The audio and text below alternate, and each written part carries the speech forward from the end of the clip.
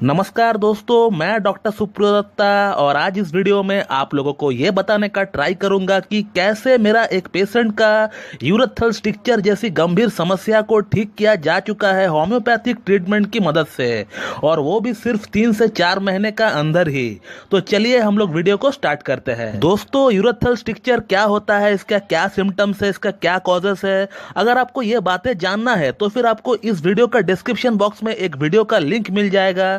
आप उस वीडियो को देखिए, आपको सब कुछ पता चल जाएगा। उस वीडियो में मैंने A to Z urethral stricture के बारे में एकदम सरल भाषा में समझाया है। आप उस वीडियो को चेक करिए, आपको सब कुछ पता चल जाएगा। इस वीडियो में केस बताने से पहले यहाँ सिर्फ मैं आपको 1-2 लाइन में यह समझाना चाहूंगा कि यूरेथ्रल स्ट्रिक्चर आखिरकार होता क्या है। तो दोस्तों, अगर आप एक पुरुष है और आपको यूरिन पास आउट करते समय आपको कुछ दिक्कत आती है, लाइक यूरिन का फ्लो सही से नहीं निकलता है, यूरिन बूंद बूंद गिरता है, आपको पेन होता है अम्बिलिकल रीजन में, और अगर पेट का निचला हिस्सा में अगर आपको भारीपन सा महसूस हो रहा है, तो फिर हो सकता है कि आपको भी यूरेथ्रल स्ट्रिक्चर डेवलप हो गया है। तो ये पेशाब की नली में एक सिकुड़न आने का कारण से होता है। जहां पेशाब की नली में एक पतलापन यानी एक नैरोनेस आने का कारण से ये डेवलप होता है। इसके अलावा अगर लिंग में चोट लग जाए या फिर आपका लिंग में कोई छोटी या फिर बड़ी सर्जरी हुआ हो, तो उस कारण से कई बार यूरेथ्रा के अंदर एक ऑब्स्ट्रक्शन पैदा हो जाता है, एक स्कार टिश्यू का फॉर्मेशन हो जाता है, और एज अ रिजल्ट आपको इस तरह का सिम्टम्स देखने को मिल सकता है। दोस्तों, अब बात करते हैं केस का ऊपर। तो दोस्तों, ये जो हमारा पेशेंट है,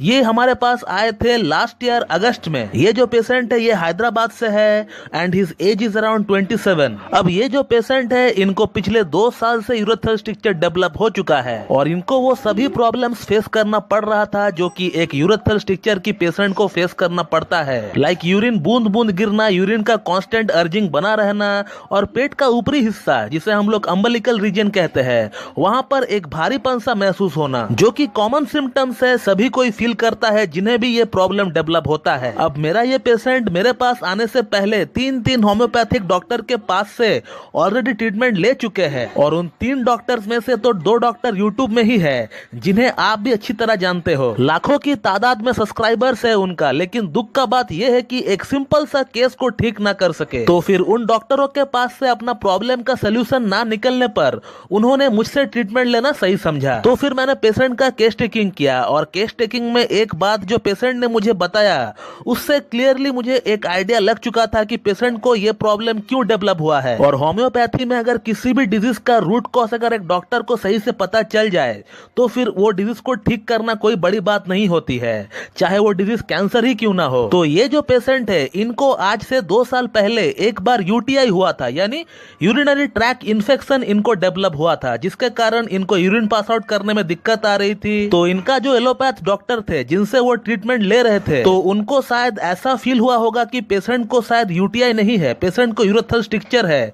तो उन्होंने क्या किया, उन्होंने डायलिटेशन करवा दिया। अब यूटीआई की अगर बात करें या फिर यूरेथ्रल स्ट्रिक्चर की अगर बात करें, तो जो सिम्टम्स आता है वो काफी एक जैसा रहता है। डॉक्टर को एक आइडिया होना चाहिए कि पेशेंट को यूटीआई है या फिर यूरेथ्रल स्ट्रिक्चर है। अब इस केस में जो डॉक्टर है, इनको भी शायद ऐसा ही लगा होगा कि ये जो केस है ये यूरेथ्रल स्ट्रिक्चर की है, ना कि यूटीआई की, और इन्होंने डायलिटेशन करवाना सही समझा। अब डायलिटेशन क्या है, डायलिटेशन क्या होता है दोस्तों, एक पतला सा रॉड होता है जो कि यूरेथ्रा के अंदर घुसाया जाता है, ताकि पेशाब की नली के अंदर अगर कोई ऑब्स्ट्रक्शन हो या फिर कोई अकड़न हो, तो फिर उसे रॉड घुसाकर खोला जा सके। अब इस केस की अगर बात करें, तो इस केस में डायलिटेशन करते वक्त मेरा इस पेशेंट को चोट भी आई थी, क्योंकि मेरा इस पेशेंट ने मुझे यह बताया कि डायलिटेशन करने का बाद उनको यूरेथ्रा से खून भी आ रहा था। तो इसका मतलब उनका डायलिटेशन सही से नहीं हुआ है और उनको अंदरूनी चोट भी आई है, और डायलिटेशन करने का बाद भी पेशेंट का यूरिन नॉर्मल नहीं हुआ था।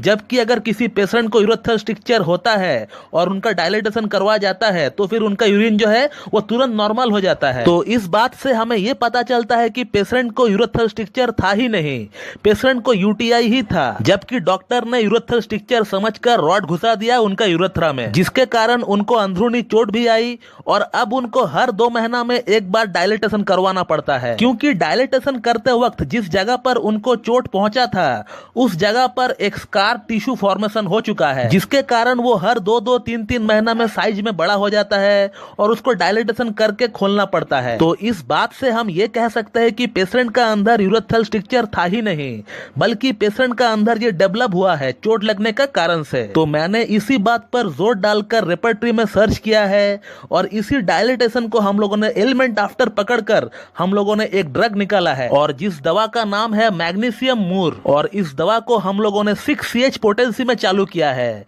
और इसी के साथ इनको और एक दवा दी गई थी और उस दवा का नाम है एक्विस्टम हाइमेल और इसे भी 6CH पोटेंसी में ही स्टार्ट किया गया था। और इन दो मेडिसिन से हमारे पास इनका 4 महीना ट्रीटमेंट चला और तब से लेकर आज तक तकरीबन 9 महीना हो चुका है और अभी तक उनको इन 9 महीनों में एक बार भी डायलिटेशन करवाने का जरूरत नहीं पड़ा। और आज से 5 महीना पहले जब इनका केस को क्लोज किया गया था उनको ये कहा गया था कि आप हर 2-2 महीना में एक बार हमें रिपोर्ट करते रहिए कि क्या कोई सिम्टम्स आ रहा है, क्या कोई रिकरेंसी आ रहा है। और कल ही पेशेंट का फीडबैक आया था कि पेशेंट को और कोई प्रॉब्लम नहीं है, he is absolutely fit and fine. पिछले 9 महीनों में इनको एक बार भी डायलिटेशन करवाना नहीं पड़ा, जहां उनको हर 2-2 महीना में डायलिटेशन करवाना पड़ता था, नहीं तो वो रह नहीं पाते थे।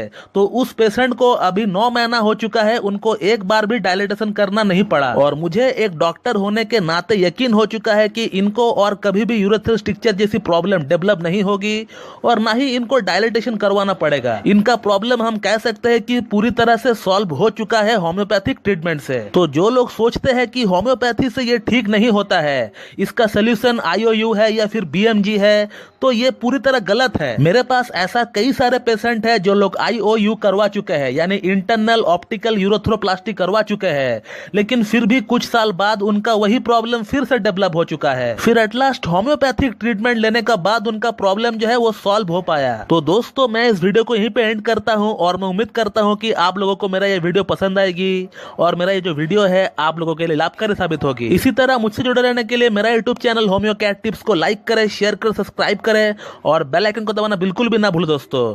So thank you very much and have a good day.